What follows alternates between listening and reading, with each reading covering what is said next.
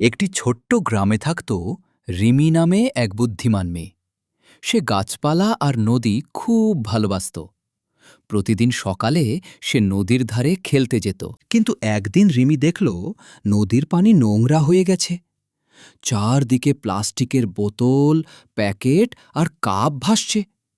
মাছগুলোও কষ্ট পাচ্ছে। রিমি খুব দুঃখ পেল। রাতে সে স্বপ্নে দেখল এক বিশাল প্লাস্টিক দানব নদীর সব প্রাণীকে ভয় দেখাচ্ছে। দানব বলল, মানুষ যত বেশি প্লাস্টিক ফেলবে আমি তত শক্তিশালী হব। রিমি ভয় পেল না। পরের দিন সে গ্রামের বন্ধুদের নিয়ে পরিষ্কার অভিযান শুরু করল। সবাই মিলে প্লাস্টিক কুড়িয়ে ডাস্টবিনে ফেলল। ধীরে ধীরে নদী পরিষ্কার হয়ে গেল।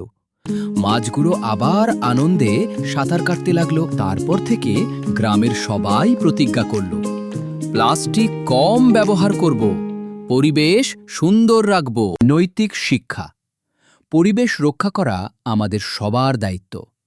প্লাস্টিক কম ব্যবহার করলে পৃথিবী সুস্থ ও সুন্দর থাকবে।